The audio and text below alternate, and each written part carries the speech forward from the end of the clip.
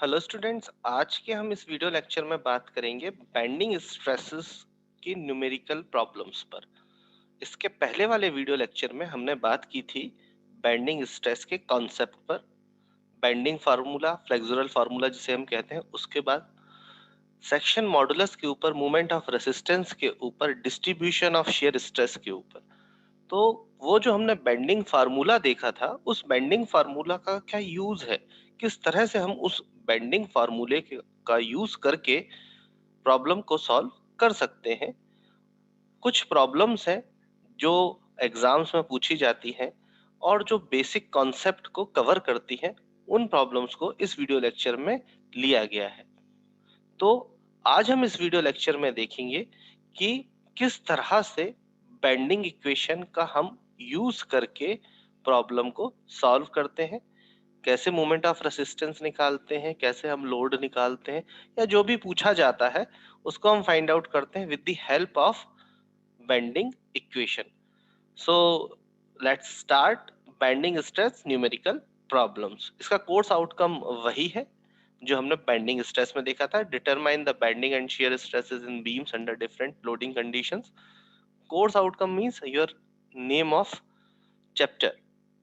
Learning outcome क्या है? वही determine bending stress eight given location and plot bending stress distribution for given beam under given load. और इसमें हम content क्या कवर कर रहे हैं? हम न्यूमेरिकल प्रॉब्लम्स कर रहे हैं यूजिंग फ्लेक्सुरल इक्वेशन या बेंडिंग इक्वेशन जिसको हम कहते हैं। तो चलिए एक पहली प्रॉब्लम शुरू करते हैं। ये आपकी स्क्रीन पर दिखाई दे रही है एक सिंपली सपोर्टेड बीम। तो प्रॉब्लम पढ़ते हैं पहले। A rectangular beam 300 mm deep is simply supported over a span of 4 metre. ठीक है ना, एक सिंपली सपोर्टेड बीम है जो कि किस तरह से है?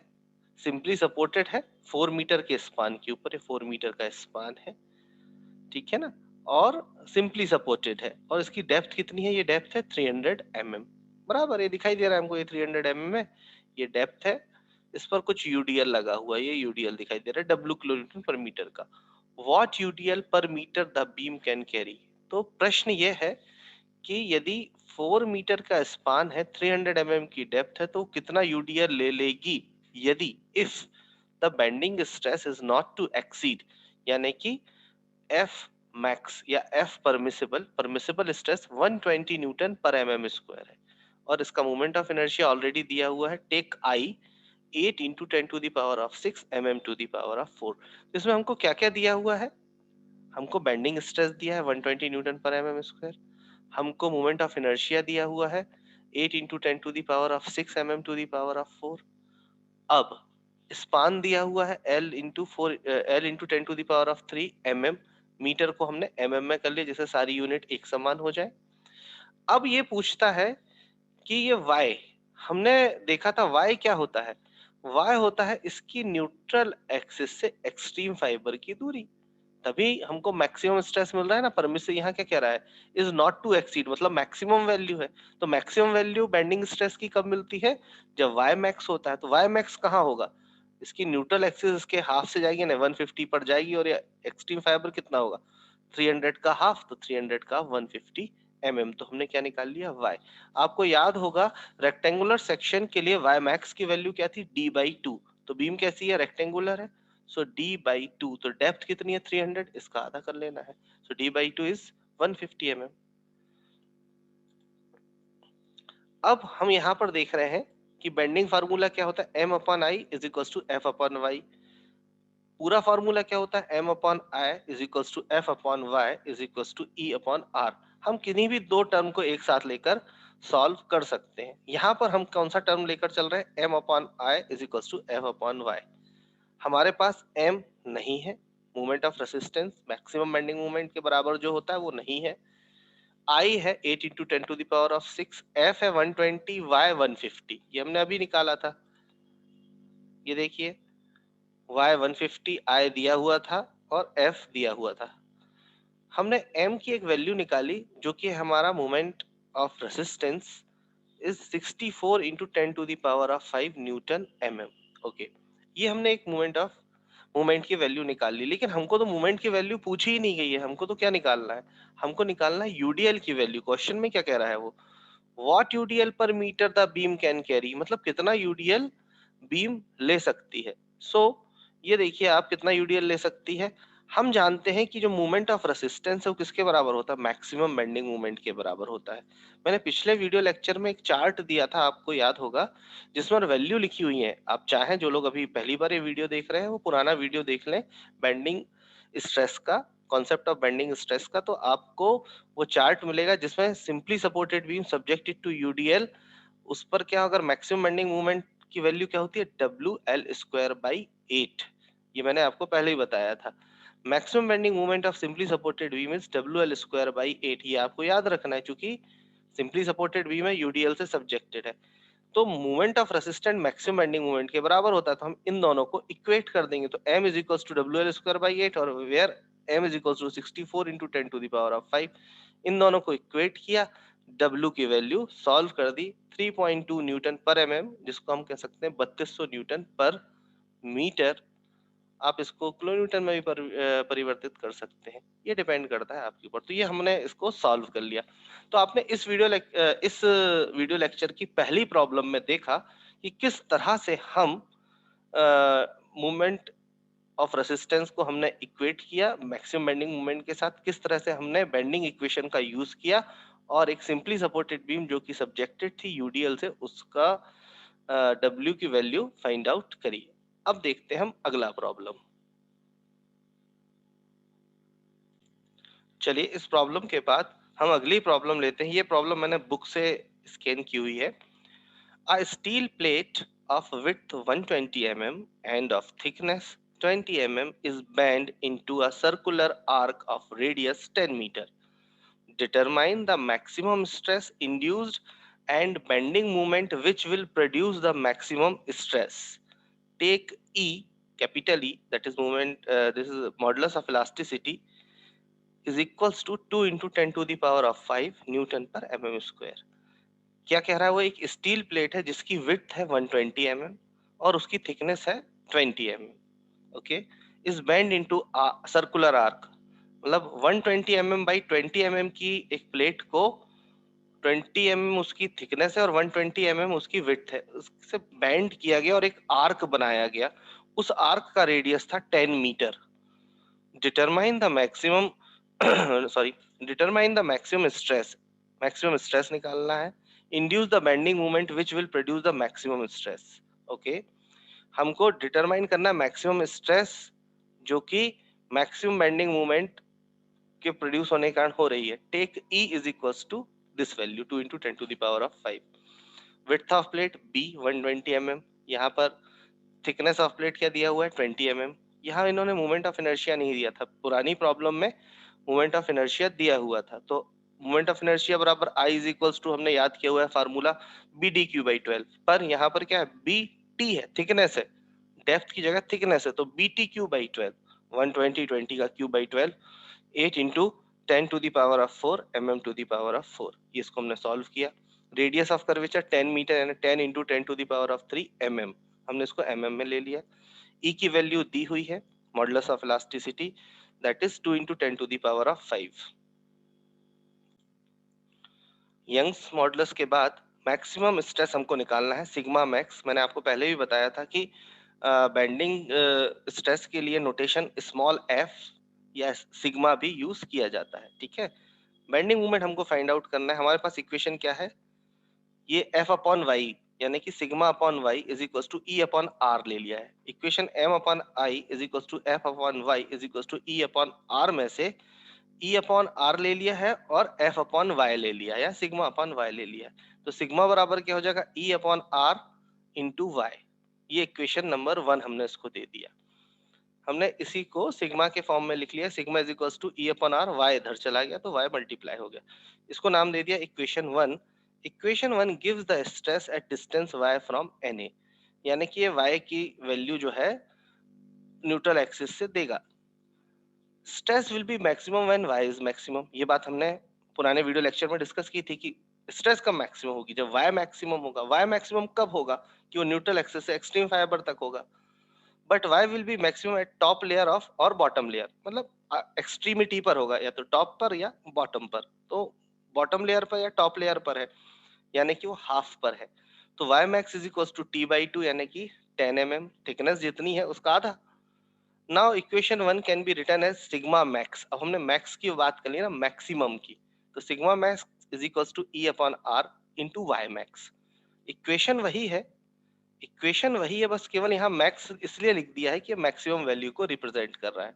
हमने वैल्यूज पुट ऑन करी, E 2 into 10 to the power of 5, R 10 into 10 to the power of 3 into 10, y is equals to 10। Solve किया, 200 न्यूटन पर एम एम स्क्वायर आ गया। ये हमारी मैक्सिमम बेंडिंग स्ट्रेस है। अब मैक्सिमम बेंडिंग स्ट्रेस ये है, तो मैक्सिमम बेंडिंग मोमेंट कितना होगा, m upon I is equal to E upon R. हमने अब ये वाला टर्म ले लिया, so m is equal to E upon R into I. So 2 into 10 to the power of 5 हो गया E। R की वैल्यू 10 मीटर थी, सो इसको mm में रख दिया, 10 into 10 to the power of 3। और I 8 into 10 to the power of 4 हमने कैलकुलेट किया था, ये 8 into 10 to the power of 4 हमने कैलकुलेट किया था। इस फार्मूले में हमने वैल्यू रख दी, सॉल्व किया, 16 into 10 to the power of 5 newton mm, यानी कि 1.6 किलो न्यूटन मीटर का मैक्सिमम बेंडिंग मूवमेंट या मूवमेंट ऑफ रेसिस्टेंस बीम रखेगी या कैरी कर पाएगी। तो आपने देखा, ये दो प्रॉब्लम हमने जो सॉल्व किए उसमें कुछ नहीं है, केवल आपको फार्मूला पता होना चाहिए, y बराबर क्या होता है ये पता होना चाहिए, मोमेंट ऑफ इनर्शिया के फार्मूले क्या है ये पता होना चाहिए, तो आप प्रॉब्लम सॉल्व कर सकते हैं। आइए अगला कोई प्रॉब्लम देखते हैं। ये एक और प्रॉब्लम है जिसमें अब वो डायमेंशंस पूछ रहा है बीम की, ठीक है ना। तो मैं भी क्वेश्चन पढ़ के बताता हूँ, ये भी मैंने किसी बुक से इसको स्कैन किया हुआ है। Problem: A timber beam of rectangular section is support a load of 20 kilonewton uniformly distributed over a span of 3.6 meter. When beam is simply supported, एक बीम है जो कि सिंपली सपोर्टेड है, उसके ऊपर थ्रो आउट 20 किलो न्यूटन का uniformly distributed load रख रहा है 3.6 मीटर के स्पान पर। If the depth of section is to be twice the width, यदि जो डेप्थ है वो बीम की विड्थ की दुगनी हो। If the depth of section is to be twice the width, यानी कि डेप्थ जो है वो विड्थ की दुगनी है, and the stress in the timber is not exceed, और चूंकि ये टिम्बर बीम है, ये देखिए टिम्बर बीम है, not to exceed 7 newton per mm square, यानी कि bending stress 7 newton per mm square से अधिक नहीं है, यानी मैक्सिमम परमिसिबल परमिसिबल वैल्यू है, इससे अधिक वैल्यू नहीं होगी, यानी इतना वो स्ट्रेस रेसिस्ट कर रही है। The resistance offered by the body या resistance offered by the beam is 7 newton per mm square. Find the dimension of the cross section, यानी कि किस क्रॉस सेक्शन के लिए, इस लोडिंग कंडीशन के लिए इस स्ट्रेस को वो रेसिस्ट कर पाएगी। Total load W 20 kilo newton, यानी 20 into 10 to the power of 3 newton. Span 3.6, okay. Maximum stress 7 newton per mm square.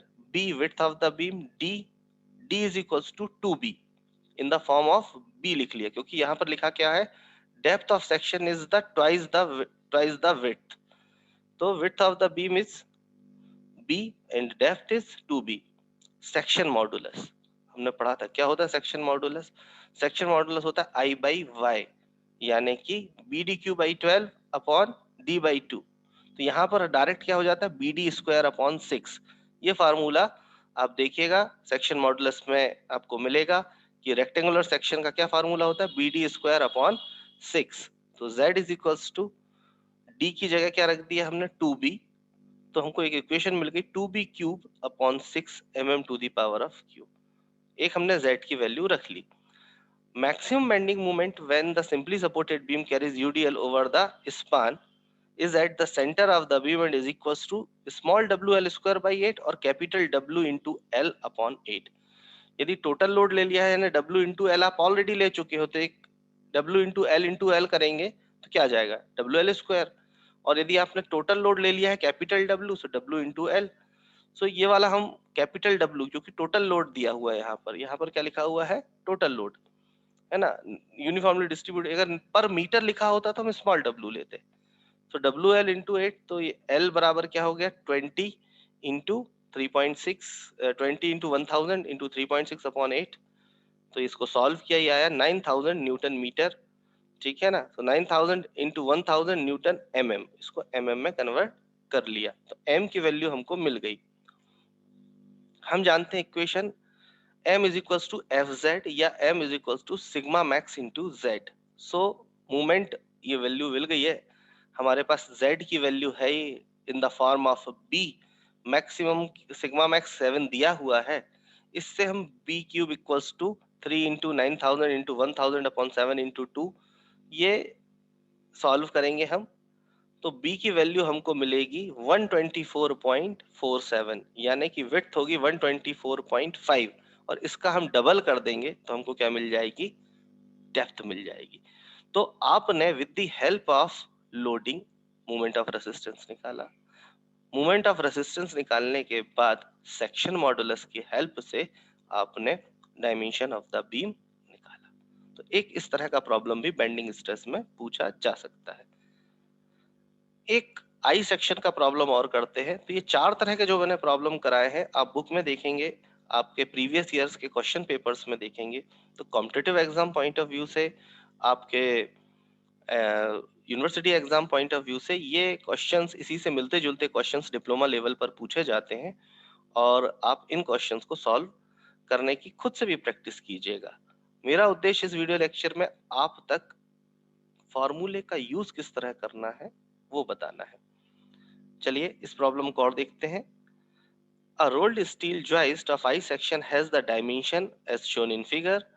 The beam I section carries UDL of 40 kilonewton per meter. यहाँ देखो 40 kilonewton per meter दिया, वहाँ kilonewton दिया था, यानी total load ये पर मीटर दिया है। Run of over span of 10 metre. Calculate the maximum stress, S यहाँ दिख नहीं रहा है, stress produced due to bending, कितनी मैक्सिमम बेंडिंग स्ट्रेस यहाँ डेवलप होगी।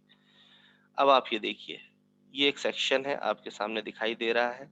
चलिए अब हम क्या करते हैं, हमको क्या क्या दे रखा है पहले इसको देखते हैं कि हमको क्या क्या दे रखा है। गिवन है हमारे पास W 40 किलोन्यूटन पर मीटर, यानी कि 40,000 न्यूटन पर मीटर, न्यूटन में कन्वर्ट कर दिया। Length span 10 metre. Moment of inertia about neutral axis, इसकी न्यूट्रल एक्सिस कहाँ होगी, ये दोनों एक्सिस के अबाउट सिमेट्रिक है। ये आपने पढ़ा होगा जब आपने सेंटर ऑफ ग्रेविटी पढ़ा था कि कोई सेक्शन यदि दोनों एक्सिस के अबाउट सिमेट्रिक है, एक्स एक्स एक्सिस और वाई वाई एक्सिस के, तो उसका जो सेंट्रोइडल एक्सिस होती है वो उसके हाफ से पास होती है। यानी कि ये 400 है टोटल हाइट, तो इसका 200 पर इसकी न्यूट्रल एक्सिस होगी। ओके, अब हमें इसका मोमेंट ऑफ इनर्शिया निकालना है। आपको लग रहा होगा अरे बाप रे, इतना बड़ा मोमेंट ऑफ इनर्शिया निकालेंगे तो बहुत टाइम लग जाएगा, हमारा सारा समय तो मोमेंट ऑफ इनर्शिया निकालने में लग जाएगा। लेकिन नहीं, जब सिमेट्रिक सेक्शन होता है दोनों एक्सिस के अबाउट तो बहुत आसानी से मोमेंट ऑफ इनर्शिया निकल आता है। हम क्या मानते हैं, इसको पूरा ले लेते हैं। तो हमने बी डी क्यू बाई 12 किया, इस एक्सिस के अबाउट निकाल रहे हैं, न्यूट्रल एक्सिस एन ए।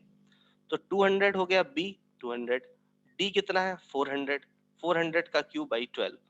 लेकिन इसमें ये वाला पार्ट तो है ही नहीं, तो फिर हम क्या करेंगे, इस पार्ट को हटा देंगे। कैसे, ये तो पूरा ले लिया, माइनस 200 में से ये 10 चला गया, तो इतना पोर्शन बचेगा ये वाला। इस टोटल डेप्थ 400 में से 20 ये चला गया, 20 ये चला गया, तो 400 में से 40 गया तो कितना बचा 360। सो 200 माइनस 10, 200 में से ये 10 घटा दिया, 400 में से ये 20 और ये 20 यानी कि 40 घटा दिया तो 360।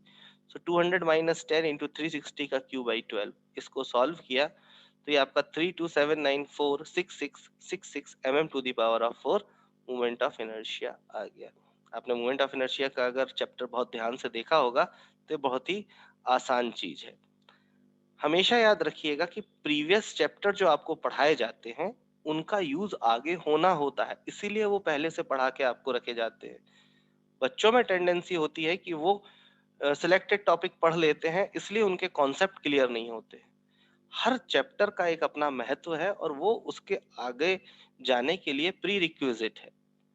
अगर कुछ चैप्टर के लिए आपके प्री रिक्विजिट तैयार नहीं है, जैसा मैंने पहले कहा था कि अगर आपको मैकेनिक्स का सपोर्ट रिएक्शन पता नहीं है, सेंटर ऑफ ग्रेविटी पता नहीं है, तो आपको मोमेंट ऑफ इनर्शिया में प्रॉब्लम होगा, आपको शियर फोर्स बेंडिंग मोमेंट में प्रॉब्लम होगा, आपको बेंडिंग स्ट्रेस में प्रॉब्लम होगा। और यदि आपको मोमेंट ऑफ इनर्शिया निकालते नहीं आएगा तो अभी हम आगे जाके जब शियर स्ट्रेस पढ़ेंगे तो प्रॉब्लम होगा। तो इसलिए इस बात का ध्यान रखें कि हमको पुराना भी पता होना चाहिए। चलिए, maximum bending moment WL²/8 simply supported beam है। W 40,000, L 10 का स्क्वायर अपॉन 8, तो ये हो गया 1 2 3 4 5 6 5 lakhs न्यूटन एम। इसको सॉल्व कर दिया उन्हें, 5 × 10⁸ न्यूटन mm। तो मैक्सिमम बेंडिंग मोमेंट आपका क्या निकल आया, 5 × 10⁻⁷ न्यूटन mm। तो इस तरह से आपने क्या निकाल दिया, मैक्सिमम बेंडिंग मोमेंट निकाल दिया। अब हम बेंडिंग इक्वेशन का यूज करके स्ट्रेस निकालेंगे। M/I = सिग्मा/y। आप F/y भी लिख सकते हैं। तो सिग्मा या F हो जाएगा M/I = y। सो M हमने अभी निकाला हुआ है 5 × 10⁸ I ये आपने प्रॉब्लम सॉल्व करके निकाला है, moment of inertia. y max क्या होगा, टोटल है 400, यहाँ से लेके यहाँ तक की वैल्यू क्या होगी, इसका हाफ, सो 200।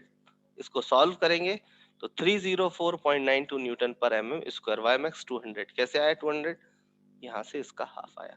तो इस तरह से हमने देखा कि हम बेंडिंग स्ट्रेस की प्रॉब्लम किस तरह से सॉल्व करते हैं। इस वीडियो लेक्चर में जितनी पॉसिबल न्यूमेरिकल प्रॉब्लम्स कवर की जानी चाहिए थी वो मैंने कवर की है। इससे मिलती जुलती और प्रीवियस ईयर के क्वेश्चन पेपर्स की आप लोग प्रॉब्लम सॉल्व कीजिएगा। इस वीडियो लेक्चर में इतना ही। Thank you very much.